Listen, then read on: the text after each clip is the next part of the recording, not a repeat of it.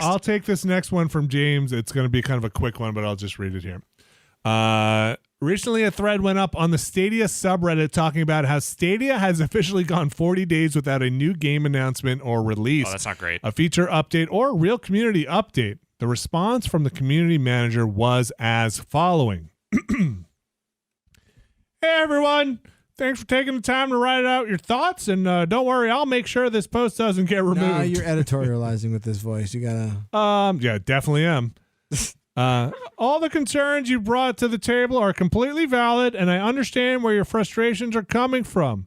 Nobody likes to be left in the dark. Which is what we're doing. Which, if they could turn the power back on in our studio, we'd be able to make No one likes what we're doing. While I don't have product updates to share right at this second, I can promise you that I've been and will continue taking feedback posted to the Reddit Stadia Reddit. I don't really know how you read r/Stadia. Literally just r Stadia. Okay. Like the Stadia community forum. Back to the Stadia team. Boy, it sure is hard launching a console. As always, thanks for your patience. Keep those notes coming. I'll be jotting them down as they come in. Please leave me alone. So I own a Stadia. Oh, so the question here is, what do we make of this? Yeah, what do we make? Also, there's more. Sorry, as both observers and owners of Stadia, what's your opinion on this lack of direction and updates, et cetera, et cetera? What do we think is going on here? So I read this today, and then I booted up Stadia on the computer I have. How'd that go? You did. I watched you do it. And I played Thumper, and it worked. Cool. I wanted to see that. That seems cool. And like it runs. After I got off of Thumper. So it's free this month. January's games were Tomb Raider and Thumper. But also Thumper is like $5 everywhere at this point. So it worked, and it worked on the Wi-Fi that is coming to our desk. So it will not work over our corporate network because, like everything else, it would be blocked.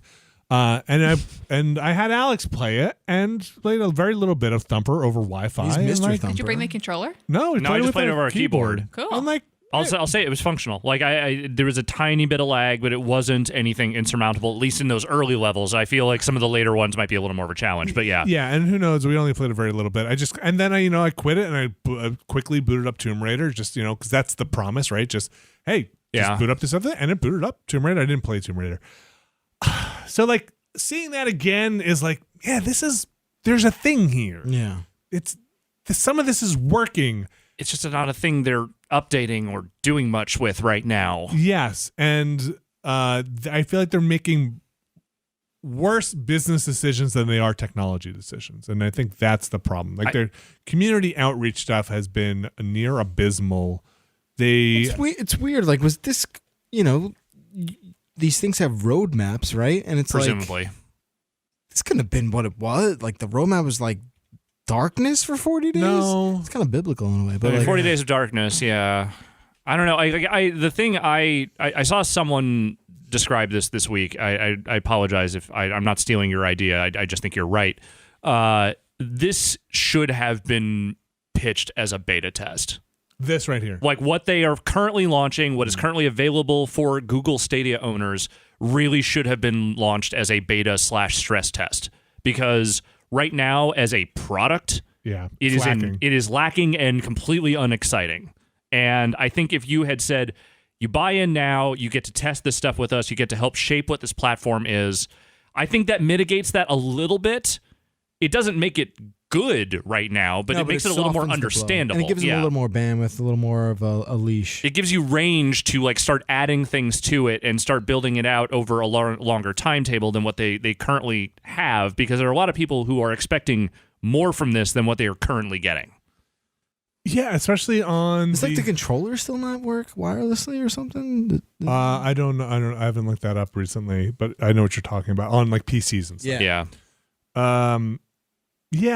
The games list is not very exciting, and I'm not saying they have to go chase down exclusives, but I haven't. For me, the technology I'm still impressed with when I see it. The thing that they haven't wowed me with is why I should be doing this on a Stadia as somebody who owns consoles. And I might not be that market and might not be that pitch, but I'm the one who's going to probably try to tell other people who don't have the consoles, like people in my family, to go get on Stadia. And that means I'm going to have to get on there with them. But I think that's the problem, is that to get that messaging out there, you need the people who own consoles and know things about video games to do that messaging for you. Yeah, that's the recommendation engine. Yeah, and that right now you have almost salted that with the current offering. So the next, in February, you get Metro Exodus and Guilt for their February games. And Guilt is their exclusive, right? Yeah. Yes, the one exclusive. And so I think you need more. Yeah. You need a lot more. Like 2 games a month for people who are paying for the subscription service at this point, at these quote unquote founder edition things. Yeah. You need more. It just needs more of everything in general. So that's my 2 cents on that's my answer is you need more. You should be rewarding people who are taking this early adopter route more, because those are going to be your best evangelists to get out there and say, hey, everybody, you should get on this. You should be my friends. I mean, Steam, you got like Half-Life and everything, all the Valve games for, if I remember, that Orange Box stuff was when Steam first came out. And that's where I signed up for Steam. Yeah. That stuff was a great value. Totally. And I was like, oh, we got this thing that's going to manage games. And and you're up against a lot of amazing services right now between what Steam does on the pricing, whether for better or worse. And I don't want to get into the economics of the developer cuts, but between Game Pass, between Steam sales, even what Epic is doing, giving away games and stuff. Everybody's doing this thing, and you're giving away 2 fucking free games, sometimes old games, a month for people who are paying a subscription to you. Yeah, it seems strange that they like missed that kind of, give the first one, give it away first. That seems to be the policy of like, you make it so that your platform is the thing people go to. Right. And once you get them, then you can move on and kind of like have a business plan. But the first thing is getting people on your platform. You gotta get this that. is not the way to do it. Especially if you're going to do multiplayer games. Yeah. And be locked into that system. If you're going to do crossplay stuff, that's fine. But if you're going to lock people in, and I know the Destiny stuff, you can play with other people, but it's weird. Underwhelming. Yeah. But the technology part is actually still kind of impressive. And I think somebody else is going to do amazing things with it. So we'll see. I would, at this point, with the way things have been shaping up and the lack of any conversations around Stadia that I see, I would not be shocked if Google drops this.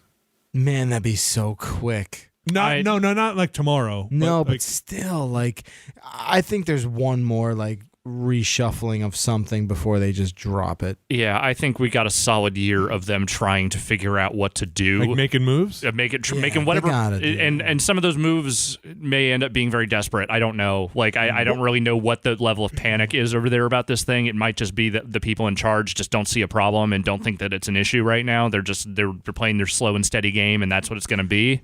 But that's my whole point too, to what I just said about like giving it almost away for free to start. Yeah. Where like this is Google. Yeah. They can do that. So the other thing, yes, they can do that. You're absolutely right. They can take that hit. They are I don't get it. I mean, that's what hardware companies had been doing for decades. Right. Was you take a hit on the console and you make it up on the licensing. But the thing that Google can also suffer is their technology they'll license out. Sure. Their infrastructure, they already have people. They're making money hand over fist on their backbone of this stuff. So you think that's what this is? Is like this is just basically it could be a tech play. Yeah, like a show of be like, look, like all right, we got like 40,000 people, but it works, and they're paying. Could be. It could be. There's value there. Do you want it? Yeah, proof of concept. In the end, proof of concept. I don't know. We'll see. That's kind of beyond my count. I threw that 40,000 number out there. I wonder how many people really are subscribed.